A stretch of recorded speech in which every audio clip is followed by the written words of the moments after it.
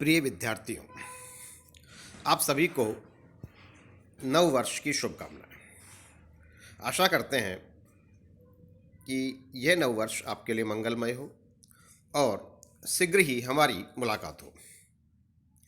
आज का हमारा विषय है चक्रण करते लट्टू की पुरसरण गति, precessional motion of a spinning top.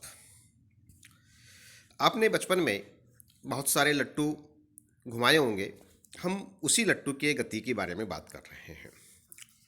पुरस्चरण गति का मतलब क्या है? अगर इसे एक सामान्य आदमी की भाषा में कहें तो कह सकते हैं घूर्णन का घूर्णन। किसी घूर्णन करते पिंड की घूर्णन अक्ष का किसी अन्य नियत अक्ष के परित घूर्णन पुरस्चरण गति कहलाता है।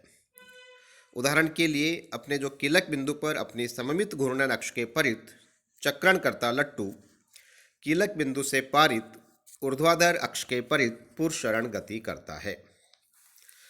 इसका जो कारण है गति का, वह है लट्टू के भार के कारण उत्पन्न बलाघूर्ण। इसे समझने के लिए चित्र में दिखाए अनुसार विचार करते हैं।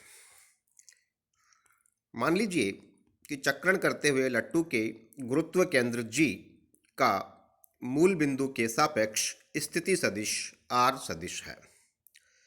चक्रण करता लट्टू जब अपने कीलक पर टिका होता है तो इस पर दो बल कार्य करते हैं। इसके गुरुत्व केंद्र G पर भार mg ऊर्ध्वाधर नीचे की ओर, और दूसरा लगता है कीलक बिंदु O पर ऊपर की ओर प्रतिक्रियात्मक बल, जिसकी क्रिया रेखा O से गुजरती है। अतः इसके कारण कीलक E को O के परित बलाघूर्ण शून्य होता है।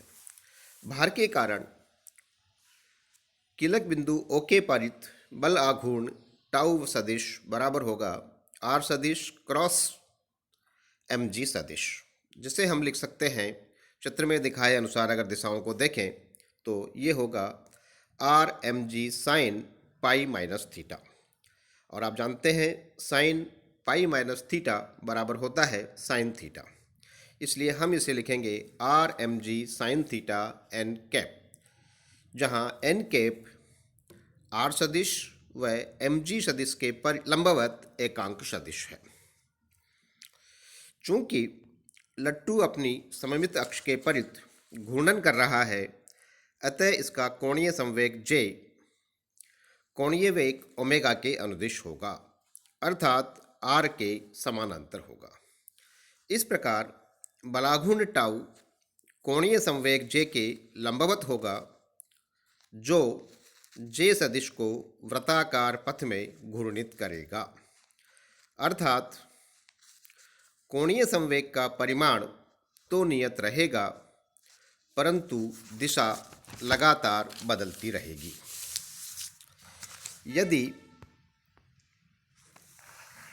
dt समय में J सदिश में परिवर्तन dJ सदिश हो तो आप जानते हैं बलाघूर्ण बराबर होता है dJ upon dt। That means tau सदिश इज इक्वल टू dJ सदिश अपॉन dt। और इसके लिए अपन जो चित्र है, इस चित्र को समझ सकते हैं जो दूसरा चित्र बनाया हुआ है। स्पष्टतः कोणीय संवेग में परिवर्तन dJ वेक्टर टाउ के अनुदिश अर्थात J वेक्टर के लंबवत होगा। अतः dt समय में कोणीय संवेग का मान J प्लस dJ, दोनों सदिश हैं, हो जाएगा, जो परिमाण में J सदिश के बराबर किंतु दिशा में अलग होगा। इस प्रकार हम कह सकते हैं कि J सदिश का शिरा क्षैतिज तल में एक वृत्त का अनुरेखण करता है और J की दिशा सदैव लट्टू की घूर्णन अक्ष के संपाती बनी रहती है। इस प्रकार लट्टू की घूर्णन अक्ष Z अक्ष के परित घूर्णन करती हुई एक शंकु की आकृति को प्रक्षेपित करती है, जिसका शीर्ष O पर होता है।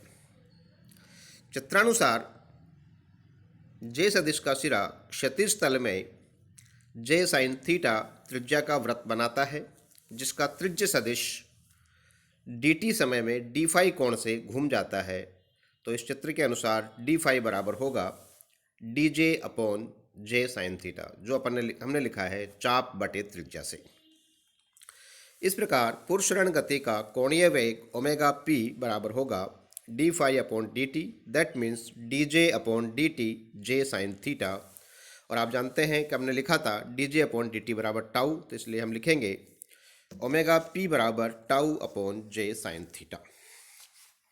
इसे अलग प्रकार से भी लिख सकते हैं, क्योंकि टाउ बराबर होता है mgr साइन थीटा, तो साइन थीटा से साइन थीटा कैंसिल होगा, तो ओमेगा पी का मान एक हो सकता है mgr अपॉन j।